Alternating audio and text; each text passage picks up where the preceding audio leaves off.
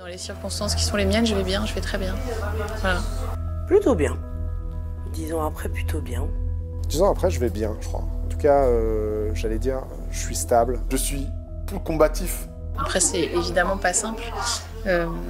J'élève seule 2 enfants, dont le père a été assassiné. Ma petite fille qui est là ne le connaîtra jamais puisqu'il est mort quand j'étais enceinte d'elle. Donc voilà, c'est dans les circonstances qui sont les miennes, je vais bien, mais c'est pas si simple, quoi. J'ai pas le 13 novembre qui me revient en permanence à l'esprit.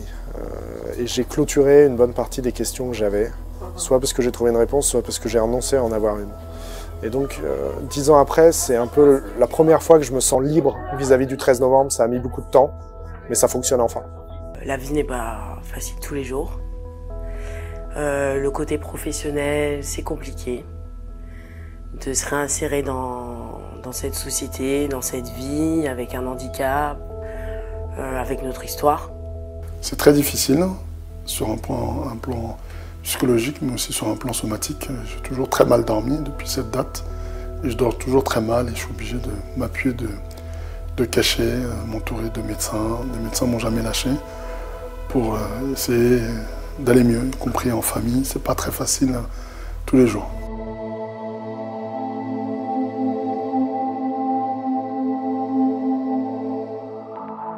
Je trouve que c'est douloureux, c'est un des points qui s'ajoute en fait à ces 10 ans, qui est cette chose de faire un bilan et de se rendre compte qu'en fait 10 ans c'est vraiment beaucoup, qu'il s'est passé vraiment beaucoup de choses et que oui, on n'est pas du tout revenu à l'état qu'on avait à l'époque et on est quelqu'un d'autre et il faut essayer de faire quelque chose de ça et moi je sais pas toujours quoi.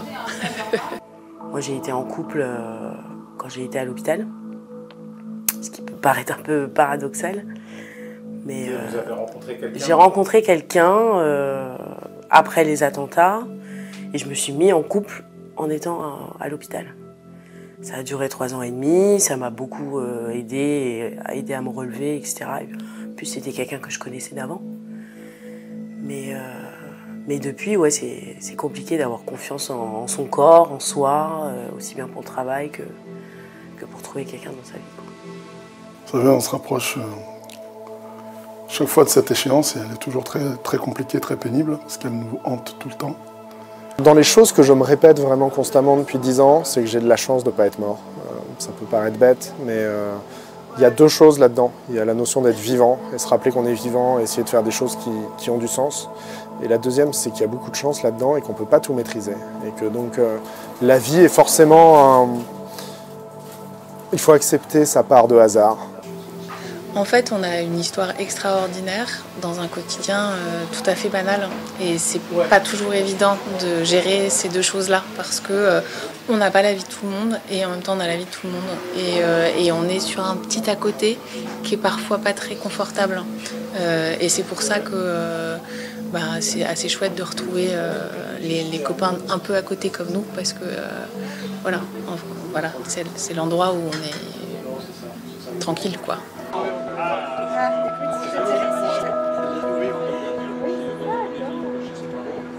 Ouais, non, c'est des trucs. Normalement. Ouais.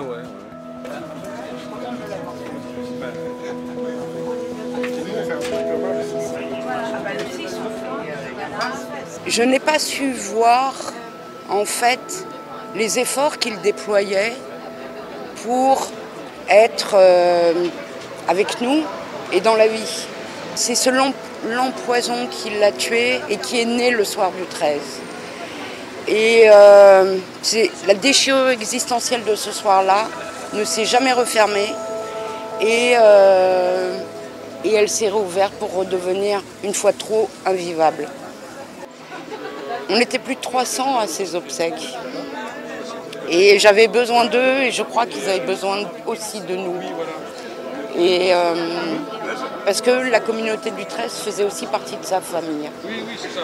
Et du coup, elle fait aussi partie de la mienne.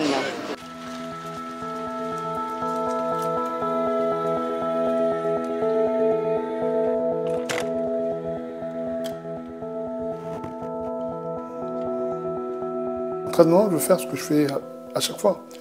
Je vais aller chercher de la ressource, de la force auprès d'autres victimes, qui ont, eux, de la ressource, qui, eux, ont trouvé un chemin, entre guillemets, de résilience.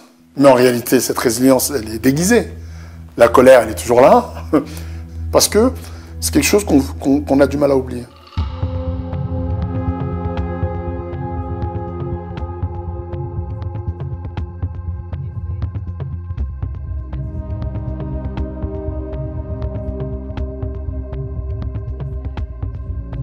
Je trouve que c'est important de marquer les 10 ans. Pour nous, l'absence est là tous les jours et la difficulté, on la vit au quotidien. Et ça, il ne faut vraiment pas l'oublier.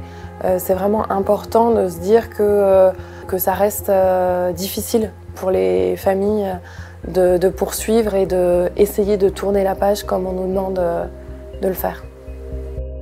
Mon papa, en fait, il avait encore plein d'années devant lui. Il n'a pas vu ses petits-enfants, il n'a pas assisté à nos mariages.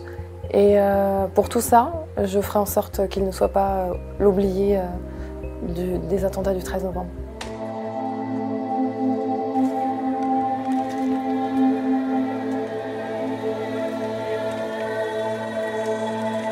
Pour moi, il n'y a pas de hiérarchisation dans la souffrance.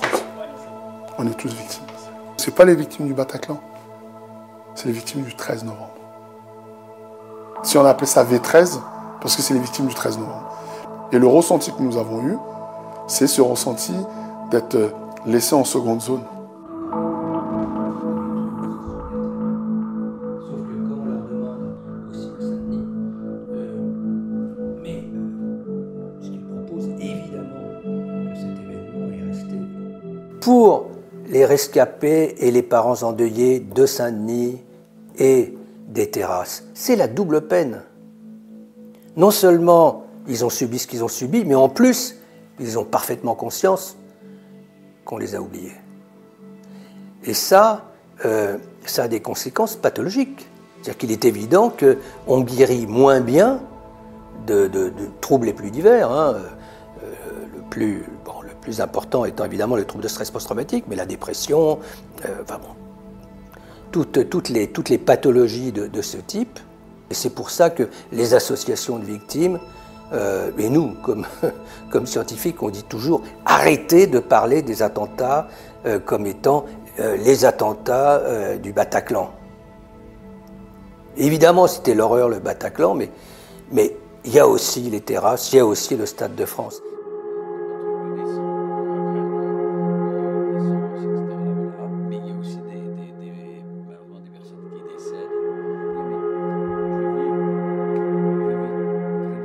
De très nombreux entretiens que j'ai pu avoir avec les parties civiles, je dirais que les 10 ans vont nous permettre de passer de l'autre côté de la montagne, c'est-à-dire d'intérioriser tout ce que nous avons vécu ou tout ce qu'eux ont vécu depuis 10 ans, de l'attentat jusqu'à l'instruction, jusqu'à la réparation pour ceux qui ont été blessés. 10 ans, c'est quand même un chiffre rond, donc il y a une notion de bilan. 10 ans, c'est aussi le moment où on va dissoudre notre association pour ne pas s'enfermer dans la victimité. Moi, ma vision des choses, c'est que quand on est victime d'un attentat comme ça et qu'on y survit, il y a 3 deuils immédiats. Le deuil de ceux qui sont morts et pas vous. Il y a le deuil de la personne que vous étiez. Et il y a le deuil de l'image publique des gens que vous connaissez. Quand vous dites à quelqu'un « j'étais au Bataclan », sa perception change. Il y a un 4e deuil à faire, c'est celui de la victimité. C'est de se dire « ça y est, ma partie victime, je la tue ».